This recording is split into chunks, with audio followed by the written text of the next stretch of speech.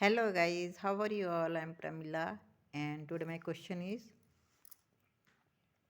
ये देखिए कि एक स्ट्रक्चर बना रखा है। ये क्या है? क्वाड्रिलेटरल यानी कि चतुर्भुज है। चतुर्भुज ए बी सी डी की भुजाओं बी ए और डी सी को चित्रानुसार बढ़ाया गया है। सिद्ध कीजिए कि A plus B equal to X plus Y. ठीक है, यह हमें एक चतुर्भुज यानी क्वाड्रिलेटरल दे रखा है ए बी सी डी। ठीक है, अब बोल रहा है कि ए बी सी डी की भुजाओं बी ए मतलब ये बी ए, ठीक है, ये वाली बी ए और डी सी कौन सी है? ये डी सी को चित्रानुसार बढ़ाया गया, यानी कि बी ए को देखिए आप इस साइड बढ़ा रखा है और डी सी को इधर बढ़ा रखा है। ठीक है, तो यहाँ पे क्या बन रहा है? यहाँ पे आउटर एंगल बी डिग्री और यहाँ पे आउटर एंगल ए डिग्री बन रहा है। तो सिद्ध कीजिए कि A plus B equal to X plus Y. ये देखिए जो हमारा ये चतुर्भुज है इसका ये बी एंगल एक्स डिग्री है और डी एंगल वाई डिग्री है। तो हम दिया है, हमें लिख लेंगे कि ये वाली एंगल बी ए यहाँ पे मतलब बी ए को बढ़ाया गया है, तो ये क्या आउटर एंगल बी ए डिग्री बनता है, मतलब आउटर एंगल बी डिग्री बनता है और डी सी को बढ़ाने पे आउटर एंगल ए डिग्री बनता है। तो ये लिख लेते हैं, दिया है हमें। तो ये देखिए हमने लिख लिया, दिया है हमें चतुर्भुज ए बी सी डी की भुजा बी ए को बढ़ाने पर बहिष्कोण बी डिग्री बनता है और भुजा डी सी को बढ़ाने पर यानी कि डी सी को बढ़ाने पर ए डिग्री बनता है। ये आउटर एंगल है ना, ए डिग्री बनता है। यहाँ पे बहिष्कोण लिख लेना था।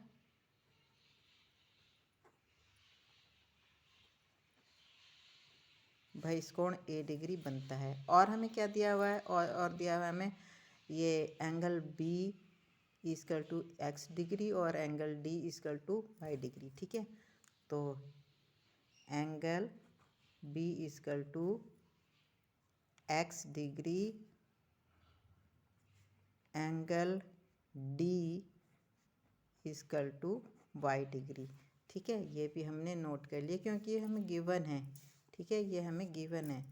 अब हमें सिद्ध क्या करना है? हमें सिद्ध करना है A plus B equal to X plus Y. तो ये भी हम नोट कर लेते हैं। तो ये भी हमने नोट कर लिया। देखिए, सिद्ध करना है A plus B equal to X plus Y. ठीक है, अब आते हैं हम इसकी उपपत्ति पर। तो इसकी उपपत्ति में देखिए, जो हम इसकी उपपत्ति लिखेंगे वो हम कहाँ से लिखेंगे कि हमने बी ए को, ठीक है, आर्म बी ए को आगे बढ़ाने पर, ठीक है, बी ए को आगे बढ़ाने पर एंगल देखो बी ए जब हमने भुजा बढ़ाई तो इस पे चतुर्भुज की डी ए भुजा, ठीक है, ए पॉइंट पर आउटर एंगल बी डिग्री बनाती है। और ये जो हम डी सी आर्म को बढ़ाते हैं तो इस डी सी आर्म पर चतुर्भुज की बी सी भुजा ये आउटर एंगल ए डिग्री बनाती है।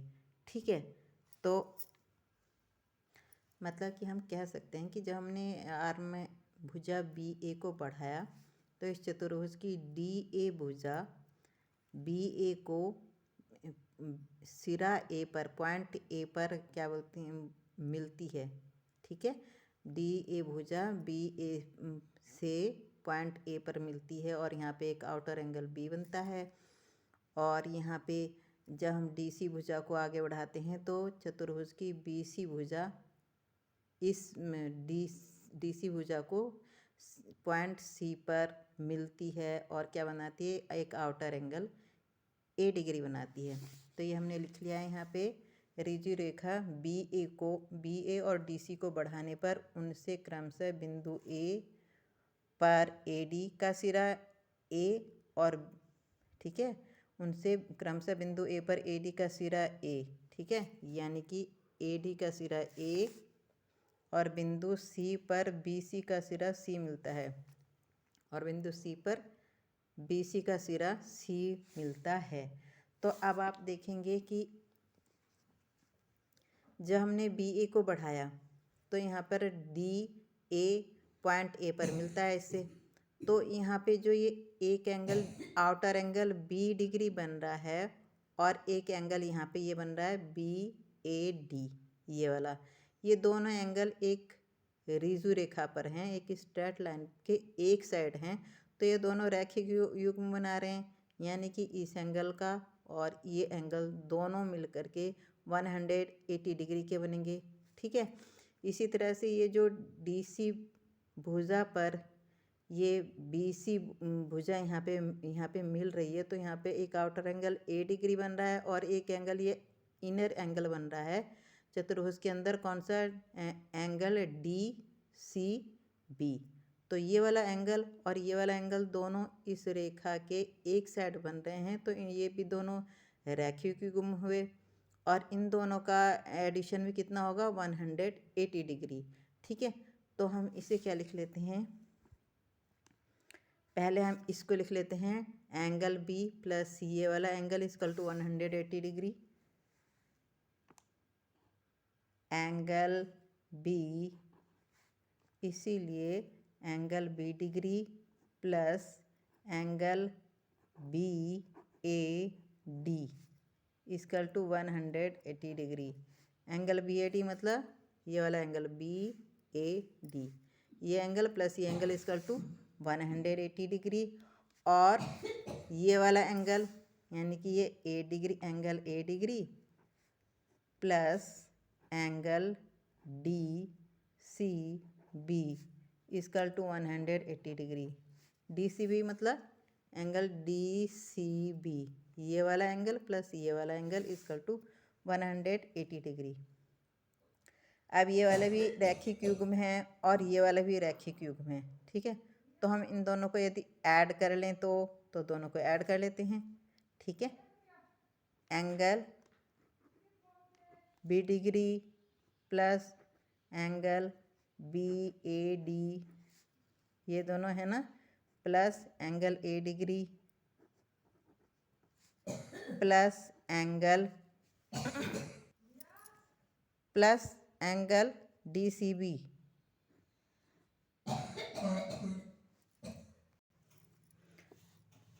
इक्वल टू क्या हो जाएगा? 360 डिग्री। ठीक है, ये वाली साइड प्लस ये वाली साइड इक्वल टू इन दोनों को ऐड कर देंगे तो ये क्या हो जाएगा? 360 डिग्री। ये हमारी बन जाएगी इक्वेशन फर्स्ट, यानी कि फर्स्ट समीकरण बन गई हमारी। ठीक है, अब क्या करेंगे? अब इस चतुर्भुज ए बी सी डी, ठीक है, ये जो चतुर्भुज ए बी सी डी है इसके चारों एंगल ले लेंगे हम। ठीक है, एंगल ये वाला angle, angle B A D, फिर एंगल वाई डिग्री, फिर एंगल डी सी बी और एंगल एक्स, ये बी वाला बी डिग्री। ठीक है, तो अब लिख लेते हैं हम परंतु चतुर्भुज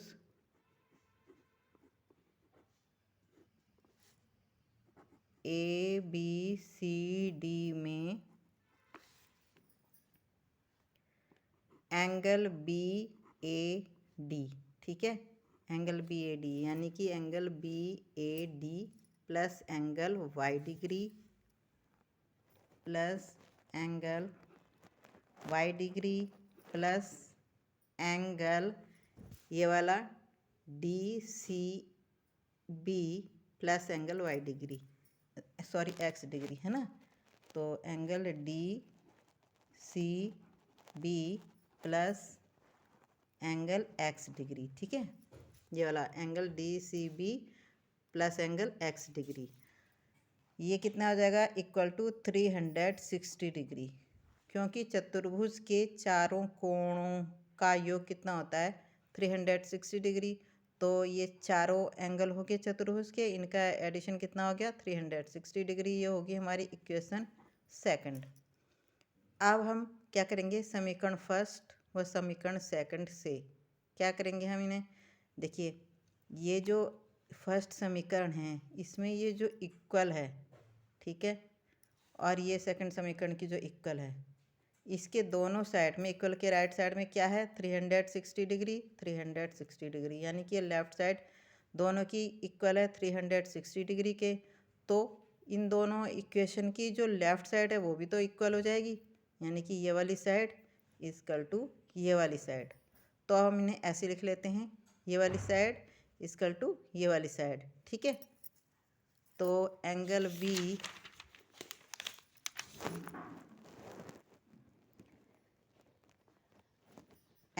डिग्री प्लस एंगल BAD, ठीक है, angle B degree plus angle BAD plus angle A degree plus angle DCB plus angle A degree plus angle DCB equal to ये वाली साइड अब angle BAD plus angle Y degree plus angle DCB plus angle X degree. तो